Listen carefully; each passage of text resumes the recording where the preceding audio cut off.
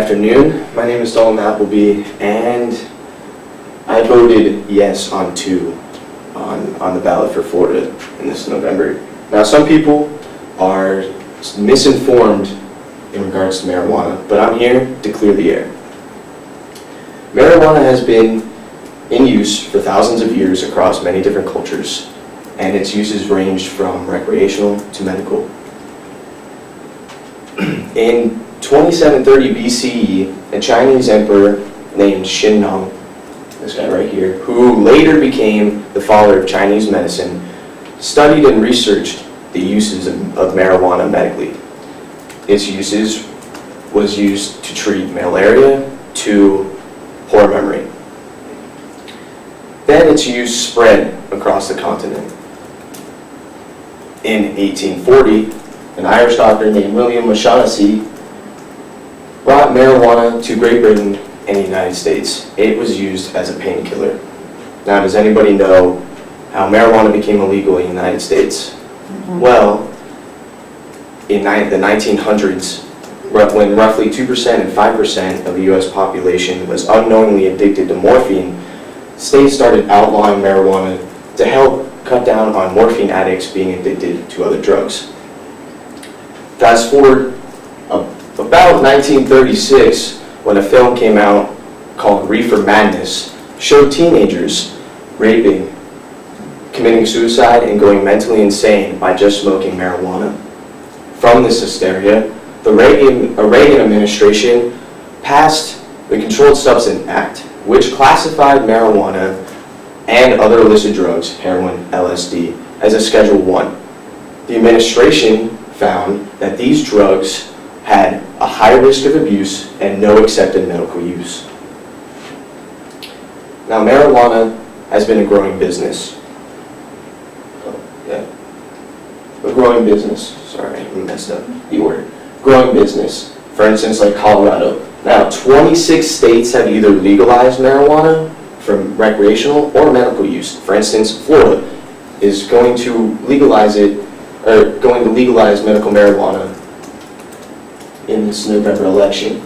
Now, Arizona is the other one who's going to legalize marijuana in November. Well, Arizona's No campaign posted an ad called Empty Promises, which they explain Colorado's regulation and taxing of marijuana. Now, it claimed that the schools got no funding. Well, Colorado's legislation would tell you otherwise.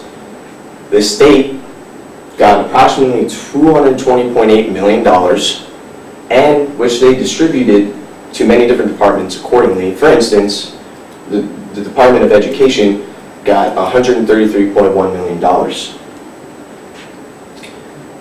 Is there really no medical use for marijuana? Well, J.D. David's parents would tell you otherwise. This is J.D.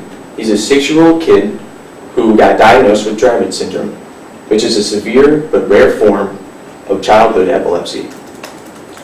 His doctors prescribed him 22 anti-seizure medications to try to help, which he took daily. It left him in a vegetative state, which means he was unable to act like a normal kid.